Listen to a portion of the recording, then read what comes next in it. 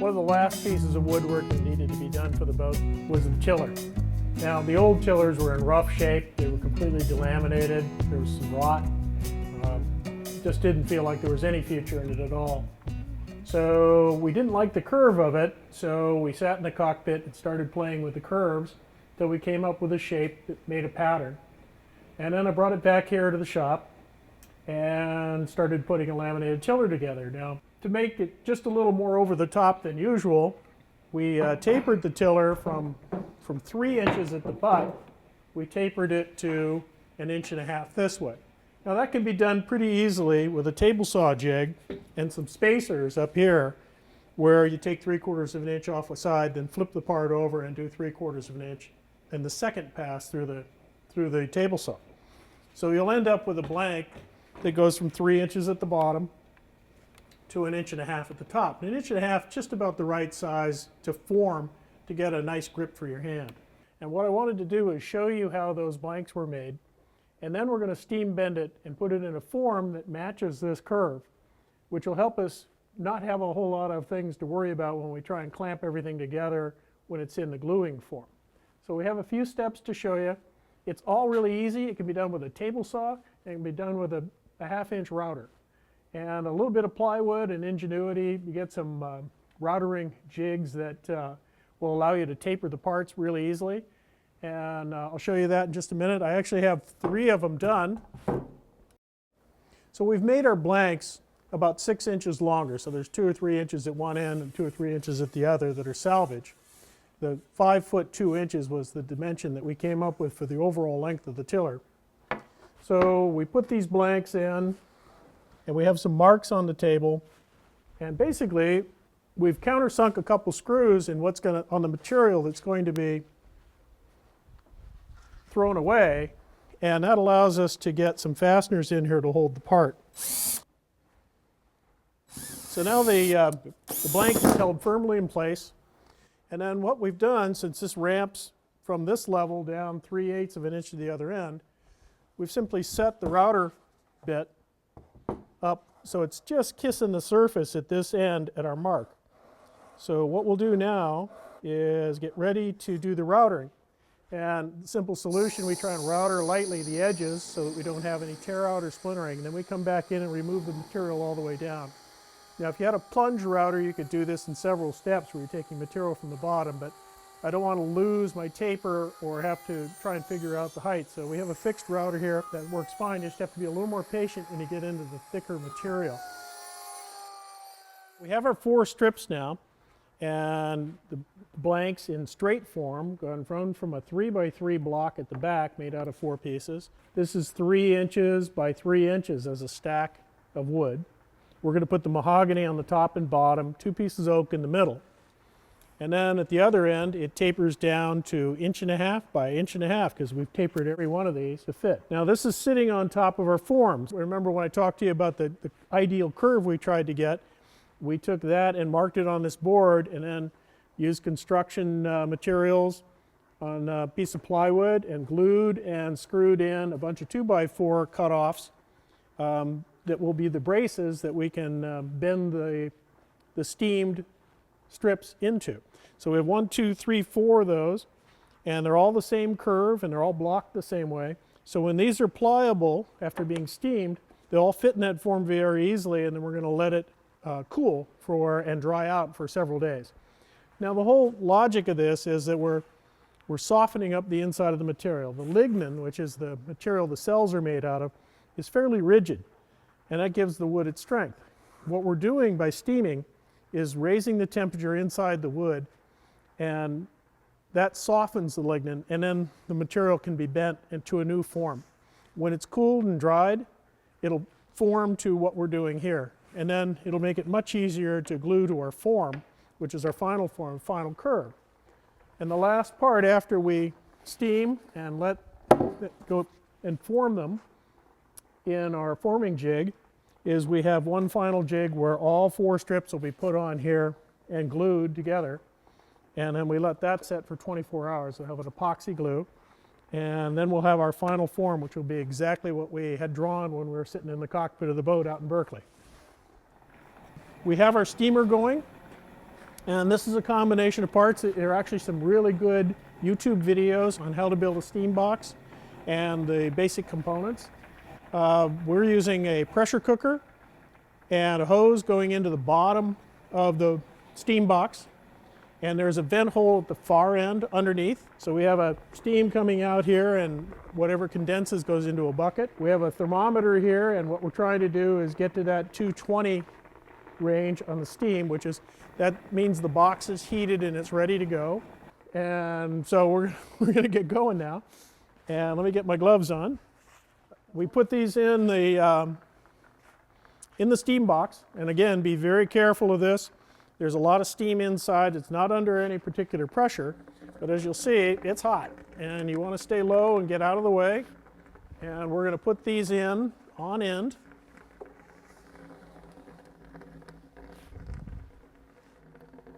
And we have little risers inside the steam box, so the steam's free to circulate around the wood.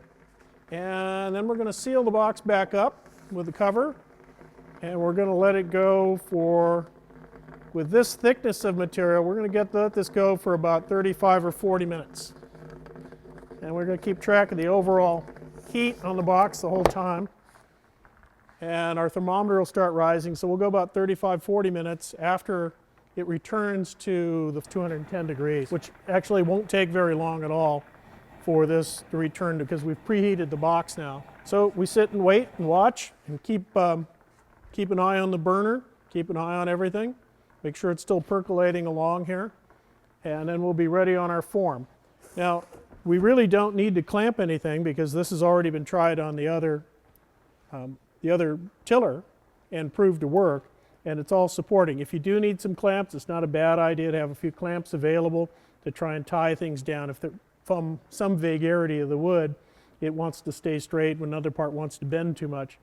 But it should try and hit all of these blocks along the curve, and it's going to be restrained here. So we're going to stick the butt of the part in here, bend it over these curves, and then drop this in. Now you notice these risers, because the part's tapered, we wanted to make sure that all the parts were bent and they didn't have a twist in it. So in the middle, we put 3/8 of an inch of a riser to support the wood, and then at the end we put 3/4 of an inch of riser. So across the form, it's not seeing a twist because we put it down on the form. So it's a little bit of thought out and thinking what the wood's going to do, and then you cross your fingers and everything goes okay. So it actually was a hell of a lot easier than I thought it was going to be, and I recommend that any YouTube videos on steam bending are really helpful, and they can teach you the whole process. And you look at it and you say, well, why haven't I done this before? Because it's a lot of fun. And you can do all this stuff and come up with all kinds of different applications for steam bending materials. So the strips have been steaming for about 35, 40 minutes. It's been 100 degrees Celsius inside the steamer box. And we're going to take them out and test them, make sure they're pliable enough to go into the forms. That's usually enough time, so we'll see what we're doing. Again, caution on the steam. And there's that. And I'm going to pull the first one out. Woo, it's hot. And you can see it's got a little bit more flexibility than it had when we started. So we're going to pull that over the forms.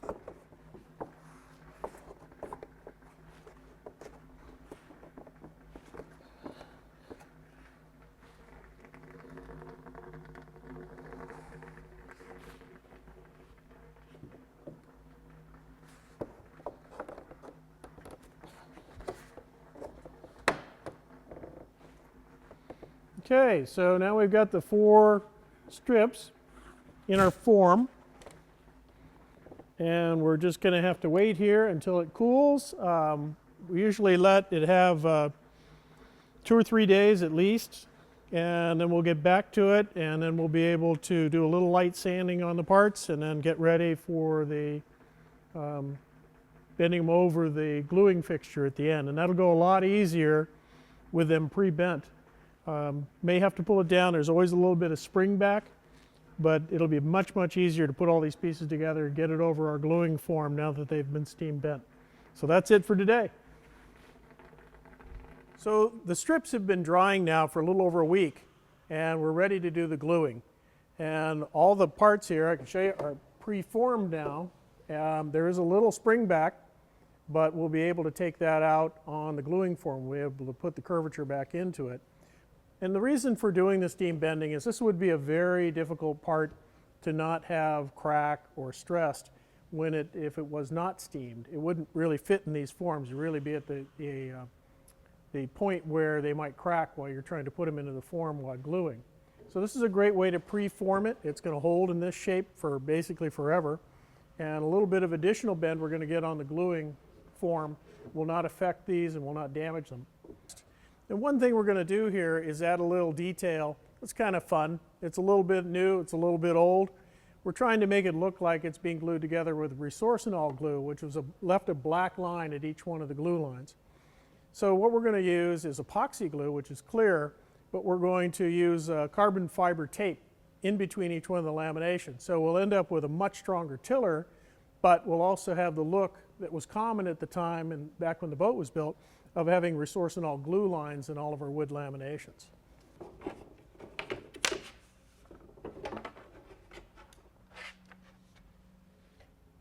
We've moved the strips over to our gluing jig, and we also have a little wet out table I put together so we can get the epoxy saturated into the carbon fiber strip. Now this is carbon fiber tape, which is a little wider than the width of our tiller. So we have 3 of these laminations to wet out. We're also going to wet out the glue joints in the pieces we're gluing together. And then we're going to put them over a form which we've protected with plastic so it's just easier to clean up. We're going to be using West System epoxy today with a fast hardener. It shouldn't take us more than about 10 or 15 minutes to put this all together and get it clamped. And we'd like to get to finish it tomorrow, so we're not going to go with a slow hardener or something like that. Usually this gives you 25-30 minutes to try and get all the work done, and that should be adequate for what we're doing. Well, it's been 24 hours since we glued and clamped all the individual curved strips onto our form. And we let that set, took it off the form a couple hours ago, took it to a bandsaw and removed as much of the carbon excess as I could. Now what we need to do is some belt sanding to square this up and level the individual strips.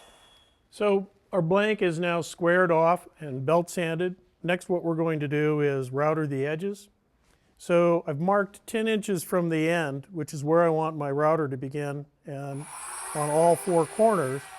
So we're going to be routering from the sides on this, went back 2 3/4 inches to here, which is where the router will butt against this and stop the router from going any further. So we'll end up with 4 router lines all on the same distance out from the end of the tiller. I've routered the top part of the tiller and I'm about to router the bottom part of the tiller, but we don't router all the way to the end of the part because we're going to be adding some material at the very end, which allows us to have a little extra material to carve away. And what we're going to do is create a teardrop shape, which is very similar to what we have here. And a lot of that work is going to have to be done with finer sanding than I'm doing here right now. Basically carved into the end of the part until we have the right feel so that we know where the end of the tiller is and our hand doesn't slip off the end of it. Our blank is done, and with the exception of finish sanding and varnishing, which will be done next, it's complete. We have a little bit of detail to do, carving the very end where our hand is, and when all that is sanded down to 120 and 180, we start building our varnish up. This shows the entire assembly put together. Now we haven't drilled it or put the finished fasteners in it yet. We're required to have a second tiller as part of the offshore racing rules. Now I doubt that a wooden tiller laminated this big with carbon fiber reinforcing is ever going to break, even if somebody falls on it. But we're going to satisfy the requirement by having a second tiller made exactly the same way. And this is it, and we'll have this installed. The tiller straps will be installed. The rudder head stays on top of the rudder, but if something in this tiller broke or the strap broke, we would have a spare to put right into place quickly with one bolt.